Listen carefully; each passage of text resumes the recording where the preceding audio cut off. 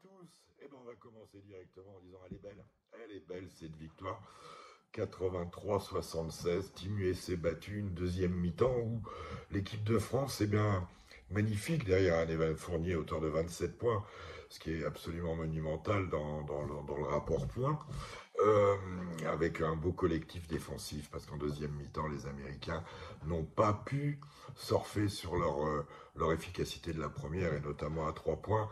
L'image de ça, c'est la dernière action où un bombardement en règle de 3-4 tirs ne tombe pas dedans avant qu'on nettoie le cercle pour aller valider cette victoire sur la ligne des lancers francs. Alors vous me direz, on n'est pas champion olympique.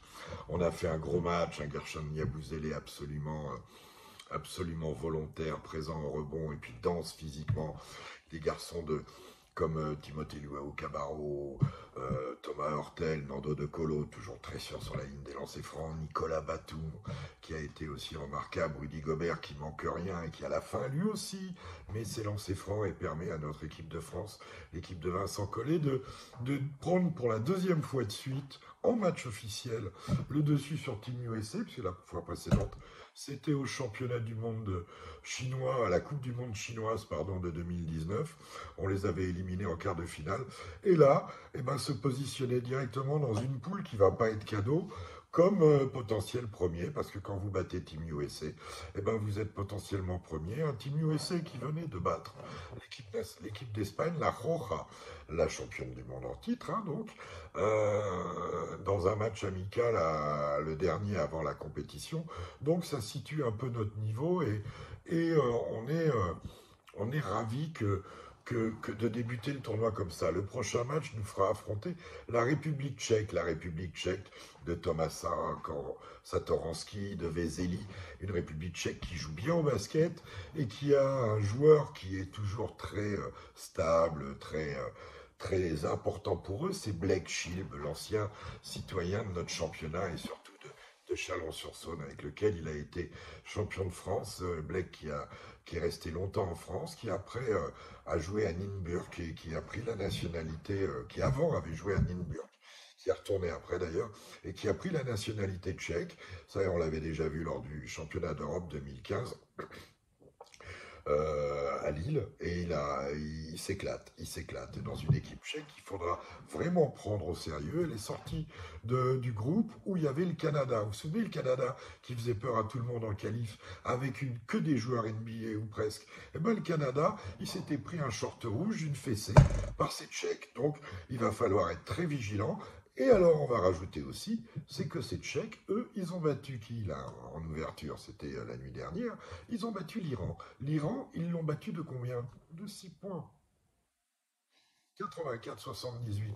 Donc attention, les Iraniens en basket, d'abord c'est un pays qui a toujours joué au basket, et ensuite il y a quelque chose qui se passe dans le sport en Iran. On peut constater que l'équipe de volley de Pologne, l'équipe de volley iranienne a battu l'équipe de volley polonaise. Jusque-là, vous me dites, qu'est-ce qu'il dit Elle est juste 2 fois championne du monde en titre, l'équipe de Pologne. Donc ça veut dire qu'il y a quelque chose, il y a du travail, il y a de l'organisation, il y a très certainement un basket très discipliné, il y a très certainement un basket très dur et des prises de risque à 3 points. En tout cas, dans cette poule-là, l'intérêt, bien évidemment, est de finir premier, même si on n'aura pas le cadre défini, parce qu'à la fin de la phase de groupe, il y aura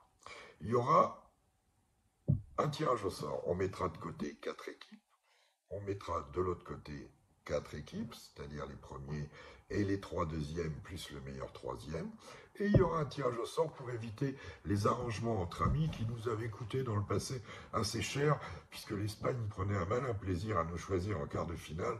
Et force est de reconnaître qu'ils nous ont battus plus souvent qu'à leur tour.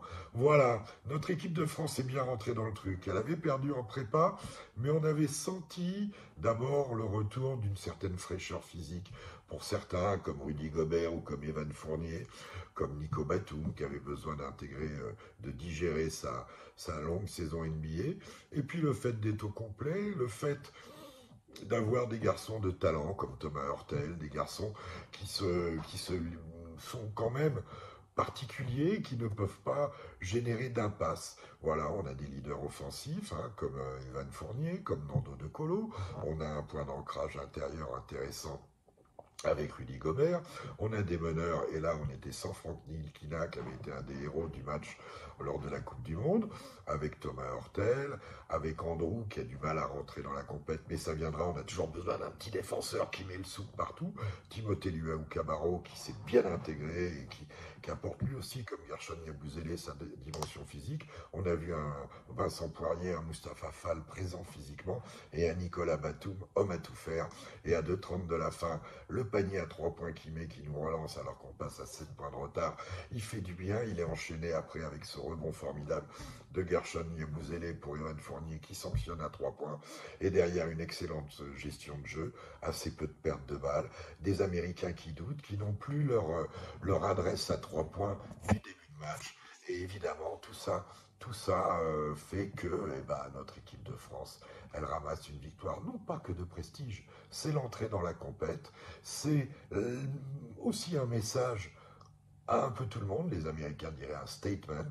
Maintenant, il faut confirmer, il faut rester serein. On sait que le tournoi est ramassé. Il n'y aura que 6 matchs pour aller, 5 matchs pour aller en finale, 6 matchs pour être champion olympique, 6 matchs pour avoir une médaille, de toute façon, puisqu'on sait que même si on perd en demi-finale, la petite finale, ça fait un match de plus. Voilà, c'était un vrai plaisir de les voir, nos Bleus. On attend la rencontre contre les Tchèques. Et puis on voit que ce tournoi est serré. On a eu un super Allemagne-Italie qui a vu l'Italie s'imposer dans les derniers instants, je crois, parce que ça a zappé, enfin bref. Mais voilà, c'est le basket, et avec toute cette galerie de joueurs NBA, plus les joueurs d'Euroleague, plus le talent qu'il y a dans le monde entier en termes de sport, en termes de basket, c'est formidable. Et en termes de sport, puisqu'on est aux Jeux Olympiques, et bon, on va féliciter nos médaillés, là, avec la première médaille d'or pour notre jeune escrimeur, le jeune Canon, et puis Amandine Bouchard qui a récupéré l'argent en finale du judo. Et puis là, on va attendre la finale de notre 4x100 masculin chez les garçons en natation et d'autres événements comme la finale de Marie Wattel, etc., etc.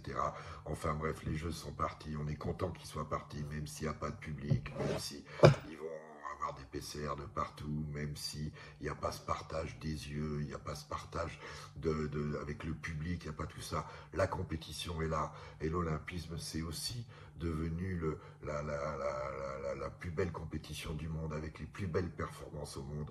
Donc on espère que ça continue et que notre tournoi de basket va se positionner impeccable. Petit truc de basket, Juancho Hernan Gomez, interdit de jouer par sa franchise de Minnesota, alors qu'ils avaient donné aucun message au président de la fédération espagnole, qui n'est juste que Jorge Garbajosa qui a dû faire 6 ou 7 ans de NBA aux Raptors, qui a été champion du monde avec l'Espagne. Ils n'avaient eu aucun message, et du jour au lendemain, ils leur disent interdit de jouer. Inutile de vous dire que Juancho Hernan Gomez, c'est un joueur très triste, très, très frustré, mais que c'est le côté World Company, parfois, de certaines franchises, de ne pas respecter les staffs médicaux des équipes nationales ou des fédérations, et de considérer qu'il n'y a que qui détiennent les vérités. Voilà, ça on peut que le regretter. Voilà, dommage pour Juancho Hernan Gomez, et dommage pour l'Aurora. Mais allez nos Bleus, continuez, faites-vous plaisir, vous nous ferez plaisir. Allez, bonne semaine olympique à tous.